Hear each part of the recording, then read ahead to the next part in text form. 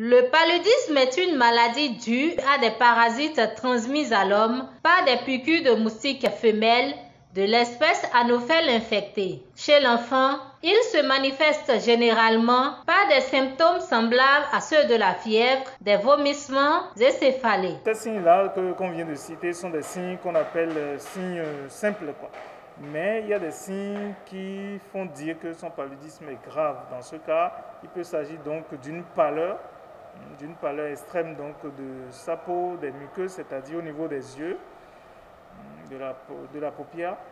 Il peut également vomir de manière permanente, c'est-à-dire sans cesse. Donc tout ce qu'il consomme, il vomit tout. Il peut également faire des crises convulsées, comme il peut aussi perdre son état de vigilance par rapport au milieu extérieur, c'est-à-dire rentrer dans un état d'inconscience. Ça, c'est déjà des signes très graves.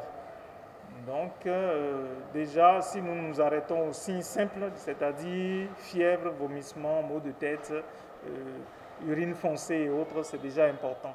Et ça, c'est des signes d'alarme. Il ne faut pas que, déjà à ces signes-là, que les parents réagissent vite pour nous amener ces enfants.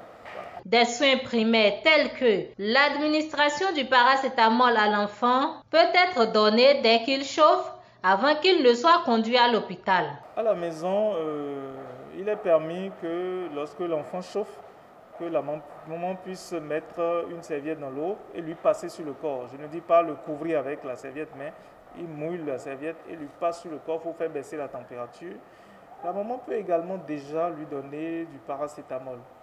Le paracétamol existe sous forme de sirop, sous forme de suppositoire. Le suppositoire, c'est le médicament qu'on met dans l'anus de l'enfant.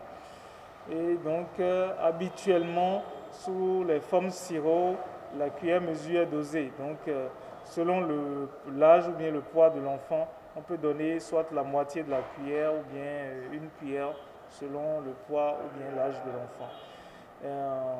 Ils peuvent également donner des médicaments contre le vomissement. Le médicament le plus simple qu'il y a contre le vomissement est appelé Vogalène en pharmacie. Comment donc lutter contre les moustiques, seul vecteur du paludisme chez l'enfant? L'une des méthodes très répandues et que les parents connaissent déjà, c'est que l'enfant doit dormir sous moustiquaire. Mais ça suppose quoi? Ça suppose que déjà vers 18h, 19h, que les enfants soient à l'intérieur et que les parents disposent donc de grillage aux fenêtres et aux portes, ce qui empêche les moustiques de rentrer dans la chambre. Et lorsque l'enfant doit aller se coucher, il faut que la maman borde bien le lit avec la moustiquaire.